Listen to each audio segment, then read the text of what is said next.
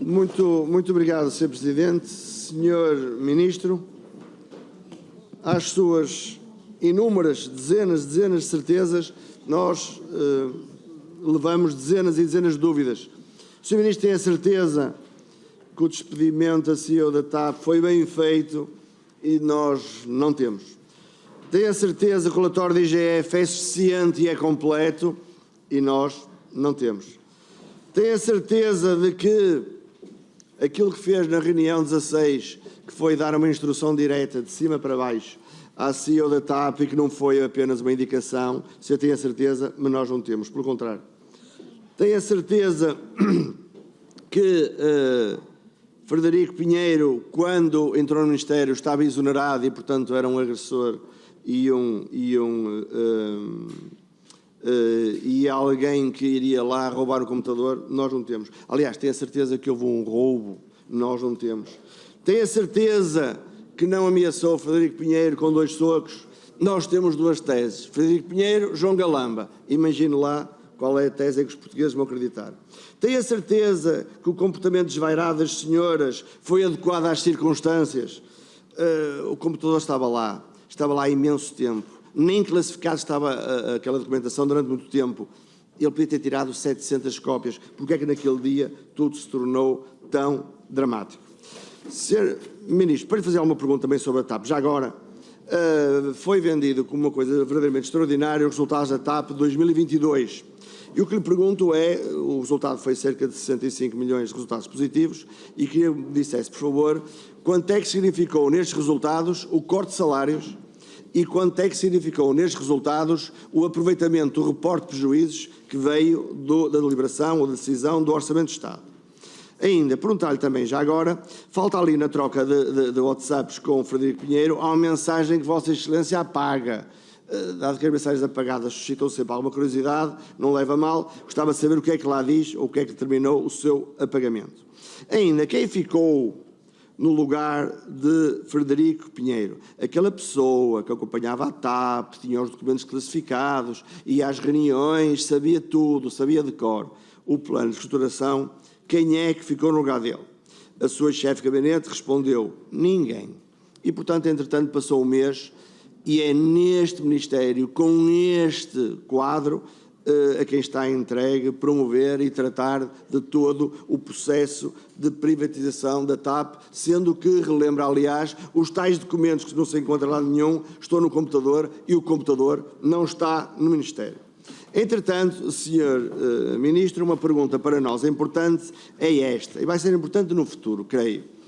Uma das pedras basilares, um dos grandes fundamentos da IGF, como pressuposto para a saída da CEO da TAP, foi que ela não articulou com o acionista Ministério das Finanças os procedimentos que teve e ela tratou disso apenas com infraestruturas, o que foi desvalorizado pelo IGF. A pergunta que se coloca é, o Sr. Ministro está em condições de garantir que o Ministério das Finanças nunca delegou no Ministério das Infraestruturas a função de tratar com a Comissão Executiva da TAP sobre nomeação de órgãos sociais e, efetivamente, demitindo-se o Ministério das Finanças da sua função acionista? Pode garantir isto? Se eu faço a pergunta, imagine, Sr. Ministro. Ainda, em relação à classificação dos documentos, pedir que nos ajudasse aqui a perceber isto um bocadinho melhor. Para haver, tanto quanto sei que não sou especialista, estamos agora todos a levar um banho de serviços de informação. Tanto quanto percebo, se há documentos classificados, tem que haver pessoas credenciadas. Independentemente de qual é a sequência, o ovo, a galinha, tem que haver. A verdade é que os documentos só foram classificados muito recentemente, o que é estranho. Só quando houve uma comissão de inquérito onde a reserva dos documentos é enorme, é que de repente este é que era o sítio perigoso e, portanto, o ideal era classificar os documentos, mas a verdade é que estavam classificados. A pergunta são duas, aliás. Primeiro, se eles foram classificados só agora, quantas cópias haverá? E depois também dizer que há fugas de informação na CPI. E segundo, quem estava a manusear estes documentos classificados estava ou não estava credenciado. Ainda uma questão que tem a ver com a chamada do SIS e a linha do tempo naquele dia fatídico.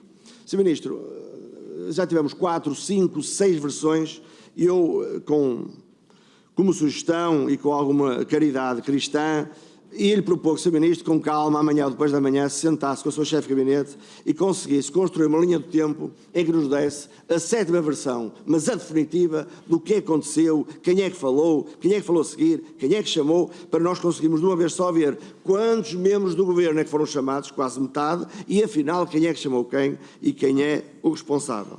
Por última questão, que é mais um desabafo, os administradores da TAP vieram a esta comissão e, sabendo da responsabilidade em que podiam incorrer, decidiram acionar o seguro de responsabilidade civil que têm, trazendo consigo advogados, prevendo que pudesse alguma coisa correr mal que redundasse em indemnizações. O Sr. Ministro não o fez, nem tem que fazer, porque o seu seguro de responsabilidade civil, se correr mal, o Sr. Ministro sabe quem é. Somos nós. Obrigado.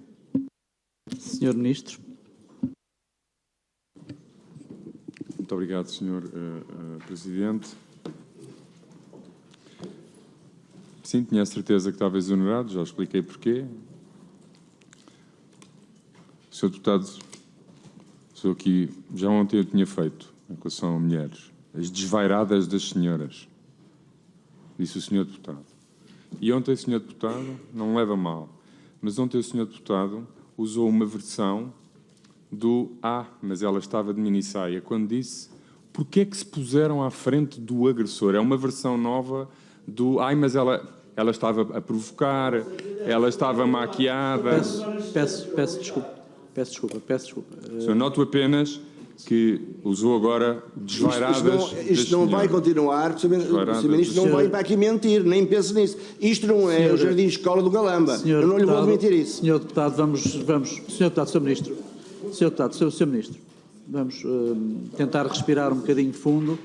Vamos tentar respirar fundo e, Sr. Deputado Paulo Rios, vamos tentar respirar fundo, vamos lembrar-nos do nosso desígnio, que é um desígnio que tem a ver com a clarificação deste processo CPI-TAP.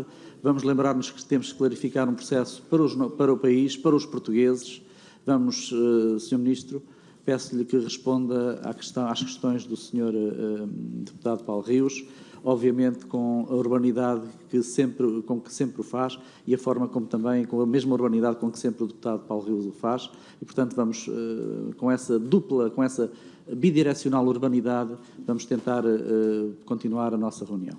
Muito obrigado, Sr. Ministro, muito obrigado, Sr. Deputado Paulo Rios. Faz favor, Sr. Ministro.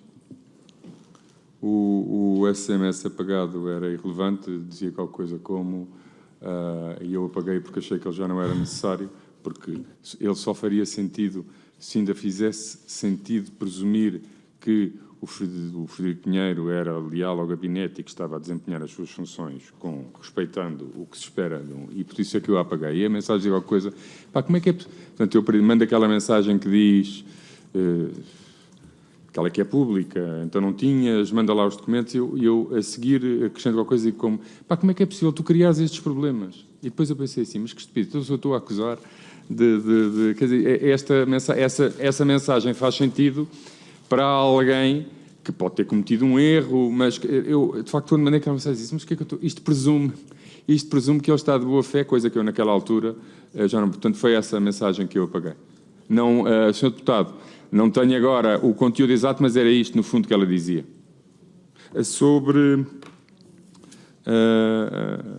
O Sr. Deputado depois fez-me aqui várias perguntas sobre a IGF. Sim, mantenho o que disse ao longo desta audição. Depois o Sr. Deputado fez uma pergunta sobre a delegação, se eu não podia garantir que o Ministério das Finanças tinha delegado. O Sr. Deputado não me leva a mal, não vou comentar temas nos quais não estive envolvido, não conheço, há um relatório da IGF sobre isso. Não me parece que faça grande sentido eu atestar ou deixar de atestar o que o ex-ministro das Finanças, João Leão, o seu secretário de Estado, fez ou não fez. Essa matéria não me parece que deva... Classificação dos documentos. Porquê classificados só agora? Foi também respondido ontem amplamente pela minha chefe de gabinete, portanto não tenho nada a acrescentar sobre essa matéria, dizendo apenas que eles foram classificados para poderem ser disponibilizados e não para ocultar ou para privar alguém. Foi exatamente, como eu já tinha dito antes, deputado, um dos problemas que existiram sempre nas comissões de inquérito era a classificação de documentos. Porquê? Porque quem os enviava autoclassificava o que enviava. E, portanto,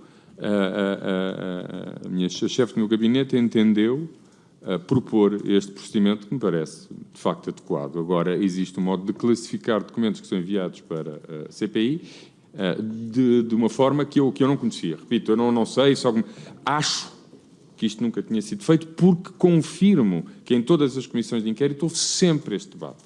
Sempre. As entidades mandavam, coisas diziam que eram classificados e os deputados contestavam que eram classificados. Ora, a introdução de um terceiro elemento reconhecido por todos como uma autoridade legítima resolve este problema. Como também explicou a chefe do meu gabinete ontem, a credenciação era minha e automática de mim. E a partir do momento em que foram classificados, não foram mais manuseados, foram, aliás, entregues à CPI. Eu queria só responder uma coisa que o Sr. Deputado, se não me leva a mal, que tinha dito na sua primeira intervenção. Não é nenhuma. O Sr. Deputado perguntou, disse há pouco, na sua primeira intervenção, a questão de ter sido enviado. Os documentos que foram enviados hoje tinham um prazo que acabava dia 22. E, portanto, nós enviámos bastante antes do prazo. Por outro lado, importa algo que foi também referido ontem pelo chefe do meu gabinete, lembrar que a pessoa responsável pela recolha inicial dos documentos, e o envio, penso que de março, não é? Acho que é em março, foi a primeira, não foi? De março, foi efetuada por Frederico Pinheiro. E sim, a minha chefe de gabinete encontra-se neste momento a rever essa recolha e perceber se nessa recolha houve alguma falha. Acrescento também, penso que esse requerimento não chegou a ser aprovado, penso que era um requerimento do PSD, onde referia explicitamente a alguns e-mails. Lembrava apenas que é perfeitamente possível que, por exemplo, a TAP envie elementos que nós não temos condições de enviar. E porquê? Coisas que dizem respeito, por exemplo, a 2021 ou 2022, que, por não estarem no arquivo do Ministério das Infraestruturas, nós não temos meio de o enviar. E, portanto, é perfeitamente possível que, mesmo assumindo que,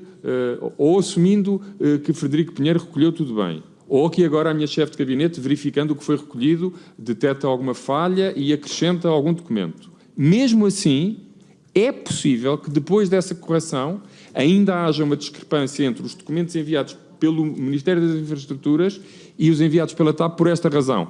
Porque há documentos enviados pela TAP que são de 2021 e 2022, trocas de e-mails, comunicações com o Ministro, com o Secretário de Estado, com o Gabinete, em que admito que aí, porque esses nós não temos. Portanto, era só para... porque não ficou inteiramente claro na primeira ronda. Não, mas o que eu estou a dizer, Sr. Deputado, é que, a minha chefe de gabinete está a fazer essa verificação, admitindo que faltam documentos, pode, depois de todo o exercício de escrutínio e verificado que não há mais nada para enviar no Ministério das Infraestruturas, é possível que, ainda assim, haja uma discrepância entre os documentos por nós recolhidos e que estão disponíveis no Ministério das Infraestruturas e, por exemplo, eu lembro-me que nesse requerimento, penso que o PSD refere um e-mail, agora não me lembro de quem, mas é um e-mail de 2021 entre... não é esse que eu estou a referir. Há um que tem lá datas, eu não me lembro. Esse, por exemplo, nós não temos. Ou seja, esse é mesmo claramente uma comunicação entre, penso que a CEO e o Ministro. Já não me lembro, mas esse, por exemplo, é um exemplo de um documento que, se a TAP o enviou, nós não o poderemos enviar porque não o temos. Por razões que foram ontem amplamente explicadas pela doutora Eugénia Correia. Muito bem, muito obrigado, Sr. Ministro. O deputado Paulo Rios tinha pedido a palavra. Sr. Presidente, eu olhei para a Vossa Excelência porquanto pensei que o Sr. Presidente poderia, se calhar, melhor que ninguém, explicar ao Sr. Ministro esta sequência, porque eu já percebi que não a tem. O pedido de todos os e-mails é de 2 de março e houve uma insistência, e segunda insistência, e terceira insistência, e chegaram, e não chegaram, são mais de 100, e chegaram hoje. Chegar hoje, como é que querem que qualifiquemos? Atento à origem. Sr. Ministro. Sr. Deputado, repetindo, os documentos hoje enviados tinham prazo de 22 e, portanto, enviámos antes do prazo, e repito o que disse há pouco. Eu não sei que, o que eu estou a dizer é os pedidos de março, se houver alguma coisa no pedido de março, repare, a questão não é o pedido ser em março, ou ser em janeiro ou em abril. É o que é que pedem. O que eu estou a dizer é, mesmo que o pedido fosse em março ou agora, se me pedirem agora para o Ministério das Infraestruturas enviar um documento que, por qualquer razão, nós não temos em arquivo nem em nenhum dos nossos computadores, nós não poderemos enviar. É só isso que eu estou a dizer. Reparem, eu não estou a dizer que isto pode acontecer com 100. O que eu estou a dizer é perfeitamente possível que o senhor deputado peça um e-mail que foi, por exemplo, enviado pela TAP para a CPI e que nós não tenhamos esse e-mail. Obviamente que se esse e-mail foi depois do dia 4, nós temos o e-mail enviado. Estou a dizer é e-mails e questões antes de eu ser Ministro das Infraestruturas, é possível que nós não encontremos esses, porque não os temos. É só isso. Sr. Ministro, o que eu lhe peço, então, é que todos os mails que estejam no arquivo, que estejam em arquivo, porque são esses os únicos que poderá enviar, pelo que bem entendo, e até porque o pedido foi feito ao MI, todos os mails que estejam em arquivo sejam enviados. Claro que sim, Sr. Presidente. Obrigado.